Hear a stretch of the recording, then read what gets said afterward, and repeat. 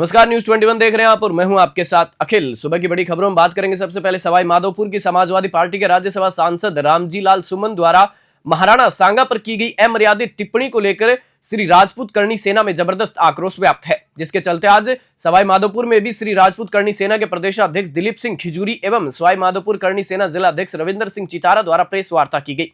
करणी सेना ने प्रेस वार्ता के माध्यम से राष्ट्रपति से सपा सांसद रामजीलाल सुमन की राज्यसभा सदस्यता समाप्त करने की मांग की है। जिलाध्यक्ष ने कहा कि जब तक सांसद की सदस्यता समाप्त नहीं की जाती तब तक करणी सेना का आंदोलन जारी रहेगा। सवाई माधोपुर से राकेश चौधरी की रिपोर्ट। आज करणी सेना द्वारा प्रेस वार्ता की गई, क्या मामला है?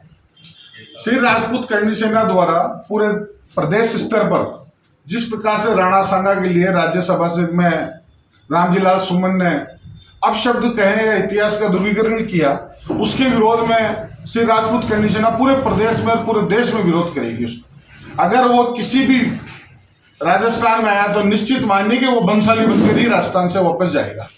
क्या मांग है विशेषकर करणी सेना की? उसको राज्यसभा से जब तक बर्खास्त नहीं करेंगे करणी सेना अपना आंदोलन जारी रखेगी। प्रदेश स्तर पर कुछ बड़ा करने का कार्यक्रम है शीघ्र ही, बहुत जल्दी। आंदोलन के रूप में क्या क्रियाकलाप देखने को मिलेंगे आगामी समय में? हर जगह, हर जिला स्तर पर, तहसील स्तर पर ज्ञापन प्रक्रिया चालू होगी। उसके खिलाफ राष्ट्रपति को ज्ञापन दिया जाएगा और उसके बावजूद भी सरकार नहीं सुनी तो फिर जयपुर में एक बड़ा आंदोलन किया जाएगा और वहां भी नहीं सुनी तो निश्चित मानिए दिल्ली में भी बड़ा आंदोलन किया जाएगा। महाराणा सांगा को लेकर जो विवाद चल रहा है उस पर करणी सेना का क्या रुख है? महाराणा सांगा को लेकर जो विवाद चल रहा है उसको लेकर आप सभी मीडिया बंधुओं को भी पता है कि जो देश के जो सबसे बड़ी महापंचायत है उसके अंदर ऐसे लोग बैठे हैं जो इतनी ओछी मानसिकता के लोग हैं, जो देश के इतिहास को नहीं जानते। देश के इतिहास में जिन्होंने लोगों ने कुर्बानियाँ दी है, उन ऐसे महान लोगों के लिए ऐसे वक्तव्य बोले जाते हैं, तो ये बहुत बड़ी शर्मनाक बात है और ऐसे व्यक्ति की जल्दी इसकी सदस्यता समाप्त करनी चाहिए, राज्यसभा सदस्यता समाप्त करनी चाहिए। क्या मोटी मांग है और इसके अलावा क्या रूपरेखा रहेगी करणी सेना की? करणी सेना की मांग है प्रदेश स्तर पर इसके लिए ज्ञापन की भी तैयारी चल रही है, जिला स्तर में भी चल रही है। हम हमारे जिला स्तर में इसके लिए ज्ञापन देंगे और जल्दी इसके लिए पुतला देंगे, इसके कार्यक्रम की रूपरेखा बनाने। डीडवाना जिले के कुचामन उपखंड क्षेत्र के ग्रामीणों के द्वारा मुनपुरा अथवा शिवनगर 5वां को ग्राम पंचायत मुख्यालय बनवाने की मांग को लेकर एक ज्ञापन जिला कलेक्टर को सौंपा है। ज्ञापन में मांग कर बताया गया है कि शिवनगर, भैरपुरा, मूनपुरा, देवगढ़, नानूपुरा के सभी निवासियान एवं प्रबुद्ध लोगों की राय है कि ग्राम पंचायत 5वां का अगर विखंडन होता है तो नवीन ग्राम पंचायत का मुख्यालय मूनपुरा अथवा शिवनगर को ही बनाया जाए। डीडवाना से गुलाब नबी आजाद की रिपोर्ट। हमारी मांग है, हम कुचामन डीडवाना पंचायत समिति कुचामन सिटी पंचायत 5वां गांव मूनपुरा से आए हैं। हमारे पंचायत में 5वां पंचायत की 2 पंचायत होनी है, जो 5वां पंचायत पहले भी उसमें ज़्यादा है, तो हम मांग है हमारी जो 5 गांव है हमारे मूनपुरा, पेमशहर, देवगढ़, शिवनगर, भेरूपुरा, इन और पंचायत जितना है इसमें नफरी भी है, 3000 के लगभग आबादी है और हम इसको अलग पंचायत बनाना चाहते हैं। और हमारे इन 5 गांवों का ओनली 2 किलोमीटर का फासला है और 5 गांव के सभी मिलके यहाँ आए हैं।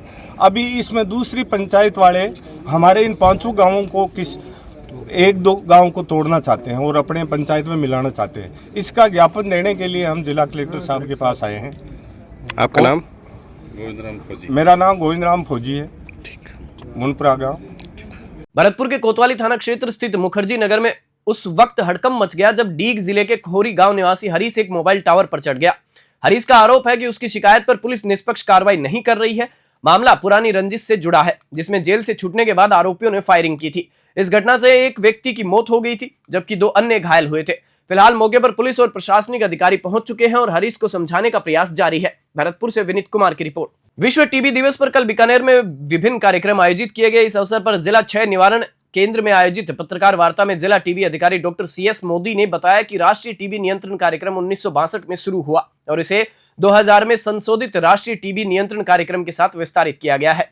जिला मुख्य चिकित्सा एवं स्वास्थ्य अधिकारी डॉक्टर पुखराज साध ने बताया कि युवाओं को नशे से दूर करने के कारगर उपाय विभाग द्वारा किए जा रहे हैं, क्योंकि गलत जीवन शैली तथा खानपान भी टीबी का एक प्रमुख कारण है। उन्होंने बताया कि भारत सरकार द्वारा 2025 तक टीबी के रोगियों में 2015 की तुलना में 80% तक की कमी लाकर टीबी रोगियों की संख्या को न्यूनतम लाना है। बीकानेर से लोकेश बोहरा की रिपोर्ट।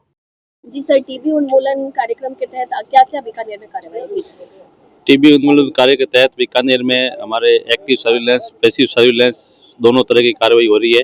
एक्टिव सर्विलेंस में मतलब ये है कि हमें कार्यकर्ताओं को घर घर जाकर सैंपल लेने के लिए, कलेक्ट करने के लिए हम प्रोत्साहित करते हैं। पैसिव सर्विलेंस में ये होता है कि पेशेंट हॉस्पिटल आकर या जांच जगह आकर अपनी जांच करवाए। तो हम चाहते हैं कि जो 40% केस जो हॉस्पिटल में पहुंच नहीं पा रहे हैं, जिसको अपन कहते हैं सब क्लिनिकल कह दो या कैरियर कह दो, जो एक सोर्स ऑफ इन्फेक्शन होता है, उसमें अपने को टीबी को पहचानना, तो उसके लिए एक्टिव सर्विलेंस कर रहे हैं। और उसके लिए हम कार्यकर्ताओं को कह रहे हैं, हमारा आंगनबाड़ी कार्यकर्ता या एएनएम जो भी है, उसको हम कह रहे हैं कि आप ज़्यादा से ज़्यादा सैंपल कलेक्ट करें, टीबी का एग्जामिनेशन कराएं और पर 1000 पॉपुलेशन पे 30 से ज़्यादा केसों का एग्जामिनेशन करें। तभी हम क्या है कि टीबी को कंट्रोल कर पाएंगे और हमारा टीबी नोटिफिकेशन रेट 1 से कम हो जाएगा पर 1000 पॉपुलेशन में, तब हम बड़े सक्सेस रेट मानेंगे इसकी। तो जो प्रदूषण की स्थितियां हैं बीकानेर में, जैसे खारा गांव में प्रदूषण पाया गया था, तो प्रदूषण की स्थितियां और जीवनचर्या के कारण भी टीबी के अंदर क्या हाँ, फर्क पड़ता है? टीबी के कारण क्या है, बहुत मल्टीपल फैक्टर है। उसमें सबसे मेन चीज़ें हैं, इन्फेक्शन है, माल न्यूट्रिशन है, पूरा हाइजीन है, इसके अलावा पोल्यूशन है, सारी चीज़ें ये टीबी के फैक्टर है। इसको अपने को कंट्रोल करने के लिए अपने को सारा कुछ लोगों में जागरूकता और लोगों को मतलब अच्छे स्वास्थ्य के लिए, साफ सफाई के लिए, स्मोकिंग बंद करने के लिए और अच्छा खाना पीना करने के लिए, स्वास्थ्य का ध्यान रखने के लिए सबको मोटिवेशन करने की ज़रूरत है। जो भी यहाँ पे जो चीज़ें गलत हो रही है उसको रोकने के लिए हमें नवाचार करना और लोगों को जागरूकता फैलाना बहुत ज़रूरी है। सूद के लिए तो अभियान चलाया गया, अब तक कितने सैंपल, कितने रेस्टोरेंट, कितने मतलब की मिठाई की दुकान, इसमें सूद के युद्ध नवाचार में हमने 2 रेस्टोरेंट को चेक किया। हमारे अभी 15 से 20 दिनों के अंदर 2 रेस्टोरेंट को चेक किया गया। दोनों रेस्टोरेंट के वो जो प्रोटेक्शन इकाई थी उसको बंद करवाया था, क्योंकि वो FSSAI के गाइडलाइन के अनुसार नहीं थे, उसमें पब्लिक हेल्थ के लिए वो सूटेबल नहीं थे। उसको प्रोटेक्शन बंद किया गया, उसको इम्प्रूवमेंट लेटर जारी किया गया। इम्प्रूवमेंट लेटर में ये टाइम दिया गया, इतने टाइम के बाद आप ये चीज़ें कंप्लीट कर लोगे और हमारी टीम आकर चेक करेगी विजिट, अगर सही पाया जाएगा तो ही आपका प्रोटेक्शन वापस चालू करने के लिए परमिशन दी जाएगी। तो अभी और उनके साथ में उनका सैंपल लिया गया है नमूनीकरण के लिए, और वो सैंपल की रिपोर्ट अभी तक आई नहीं है। अब आते ही आपको अपन बताएंगे कि सैंपल का रिपोर्ट में क्या आया है और आगे कार्रवाई जो सैंपल के हिसाब से है वो उस हिसाब से की जाएगी। देखिए, प्रधानमंत्री टीबी मुक्त भारत के अभियान के अंतर्गत हमने 2024 का जो वर्ष बीता है उसके अंदर अपने 6100 का टारगेट था, जिसमें अपन ने 5860 मरीज चिन्हित किए हैं, वो नोटिफाइड है और उनमें से लगभग 90 से 95% मरीजों का इलाज चल रहा है, या तो वो ठीक हो गए या इलाज चल रहा है। ये भारत सरकार के आंकड़े के आसपास ही है। भारत सरकार का जो आंकड़ा है वो 195 प्रति लाख का है और बीकानेर के जो रोगी है, चूंकि यहाँ टीबी पहले से ही थोड़ी ज़्यादा थी, तो हम अभी 199 प्रति लाख के हिसाब से रोगी को डिटेक्ट कर रहे हैं। टीबी उन्मूलन जो अभियान हम चला रहे हैं उस पर कब तक हमारे पहुंचने की है कि हम पहुंच जाएंगे और बीकानेर के इसके पास कब तक पहुंचेंगे? देखिए, ये निर्भर करता है कि हम प्रतिवर्ष कितने टीबी कम कर पाते हैं। अभी जो कम करने की दर है वो 3 से 5% है। जिस दिन ये टीबी कम करने की दर 10 से ऊपर चली जाएगी तो कोई बड़ी बात नहीं है कि 5 सालों में टीबी उन्मूलन की तरफ अपन बढ़ जाएंगे। उन्मूलन का मतलब 1 लाख पर जब 41 केस रह जाएंगे तो वो उन्मूलन हो जाएगा, उसमें फैलने की संभावना काफी कम हो जाएगी। पोखरण तहसीलदार विश्व प्रकाश चारण की सतर्कता से एक बड़ा फर्जीवाड़ा उजागर हुआ है। भूमाफियाओं ने षड्यंत्र रचते हुए 2019 में मृत हो चुके बाबूलाल को जीवित दिखाकर 70 बीघा जमीन की फर्जी रजिस्ट्री कराने का प्रयास किया था। इस मामले में तहसील प्रशासन ने कार्रवाई करते हुए बेचानकर्ता, खरीदार, गवाहों और एडवोकेट के खिलाफ मामला दर्ज कराने के लिए पुलिस थाने में रिपोर्ट भेजी है। पुलिस ने जांच शुरू कर दी है। पोखरण से भूपेंद्र राणा की रिपोर्ट। राजस्थान में कानून व्यवस्था पर एक बार फिर सवाल उठे हैं। लाडपुरा पंचायत समिति कार्यालय में पूर्व मंत्री और हाड़ौती के वरिष्ठ नेता भरत सिंह कुंदनपुर को पुलिस कर्मियों ने जबरन अंदर बंद कर दिया। इस घटना को लेकर विपक्ष ने सरकार पर निशाना साधते हुए इसे जंगल राज करार दिया है। पूर्व मंत्री भरत सिंह ने इस घटना को सरकार के लिए शर्मनाक बताया और कहा कि राज्य में उच्च न्यायालय के आदेशों तक का पालन नहीं हो रहा है। कोटा से कामेंदु जोशी की रिपोर्ट। राजस्थान के पशुपालन विभाग में 30 से अधिक कर्मचारियों के निलंबन के खिलाफ अब विरोध प्रदर्शन तेज हो गया है। सोमवार को संयुक्त कर्मचारी महासंघ के आह्वान पर जिला अध्यक्ष पृथ्वीराज लेघा के नेतृत्व में बीकानेर में विरोध प्रदर्शन किया गया। प्रदर्शनकारियों ने जिला कलेक्टर के माध्यम से मुख्यमंत्री और मुख्य सचिव को ज्ञापन भेजा।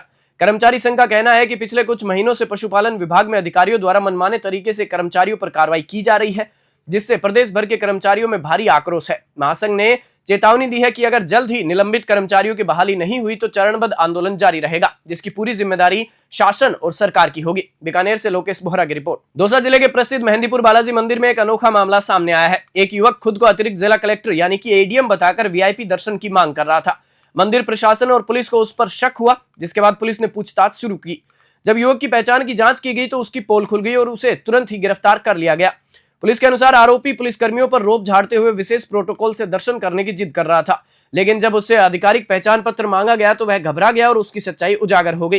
फिलहाल आरोपी से पूछताछ जारी है और यह पता लगाने की कोशिश की जा रही है कि उसने इससे पहले भी कहीं इस तरह की धोखाधड़ी की है या नहीं। मेहंदीपुर बालाजी से गोपाल नांदरी की रिपोर्ट। बांदीकुई में पुलिस को बड़ी सफलता हाथ लगी है। सीओ रोहितास देवंदा के सुपरविजन में थानाधिकारी जहीर अब्बास के नेतृत्व में पुलिस टीम ने हाई स्कूल के सामने स्थित एक लोहे के कारखाने से चोरी हुई कोर बिट्स, औजार और स्क्रैप की वारदात को सुलझा लिया है। इस मामले में वार्ड नंबर 19 निवासी सलमान को गिरफ्तार किया गया है। पुलिस के अनुसार आरोपी ने चोरी की वारदात को अकेले अंजाम दिया था और चोरी किए गए सामान को बेचने की फिराक में था, लेकिन पुलिस टीम ने सक्रियता दिखाते हुए 13 दिनों में इस मामले का खुलासा कर दिया। फिलहाल पुलिस आरोपी से पूछताछ कर रही है। बांदीकुई से गुमान मीणा की रिपोर्ट। अलवर जिले के कठूमर में अवैध खनन को लेकर प्रशासन सख्त हो गया है। कठूमर एसडीएम श्याम सुंदर चेतीवाल के नेतृत्व में पुलिस उपाधीक्षक कैलाश चौधरी, बहतुल्ला देवी, धोलागढ़ थाना प्रभारी संजय शर्मा और खनिज विभाग की टीम ने बनोखर अरावली पहाड़ियों में छापेमारी की है। हालांकि मौके पर कोई खनन कार्य नहीं मिला, लेकिन पूर्व में अवैध खनन के साक्ष्य पाए गए हैं। टीम ने कार्रवाई करते हुए 2 संदिग्ध कुंज बिहारी और बलदेव को गिरफ्तार किया है। प्रशासन को लंबे समय से इस इलाके में अवैध खनन की शिकायतें मिल रही थी, जिसके बाद एसडीएम ने स्पेशल टीम गठित कर कार्रवाई की। थानाधिकारी संजय शर्मा ने क्या कुछ बताया, देखिए कठूमर से अखिलेश शर्मा की रिपोर्ट में। अवैध खनन की कोई शिकायत भी हुई थी, उसको लेकर पुलिस की और प्रशासन की क्या कार्रवाई हुई? कई दिनों से अवैध खनन के संबंध में सूचनाएं प्राप्त हो रही थी और ग्रामीणवासी भी शिकायत कर रहे थे, तो उसकी तस्दीक के लिए आज एक संयुक्त टीम बनाकर, जिसमें श्रीमान एसडीएम साहब कठुआ, श्रीमान सीओ साहब कैलाश जाट जी, मैं खुद और माइनिंग विभाग के कुछ अधिकारी, हमने ग्राम बनोकर में अरावली की पर्वतमाला की जो पहाड़ियाँ हैं जहाँ शिकायतें प्राप्त हो रही थी वहाँ पर दबिश दी थी। तो मौके पर अवैध खनन करता हुआ तो कोई नहीं मिला, ना कोई जेसीबी ट्रैक्टर वगैरह कुछ भी नहीं मिला। तो वहाँ पास में ही कुछ अलामत थे कि भाई पहले पूर्व में कोई अवैध खनन होता होगा। तो उसके संबंध में माइनिंग के अधिकारियों द्वारा अज्ञात व्यक्तियों के खिलाफ प्रकरण पंजीबद्ध कराया जाएगा। और मौके पर 2 व्यक्ति मिले थे जिनसे पूछताछ की, तो कुछ संदेह लगा तो उनको 170 BNS में गिरफ्तार कर थाने पर लेकर आए। बुलेटिन में फिलहाल इतना ही। आप देखते रहिए न्यूज़ 21।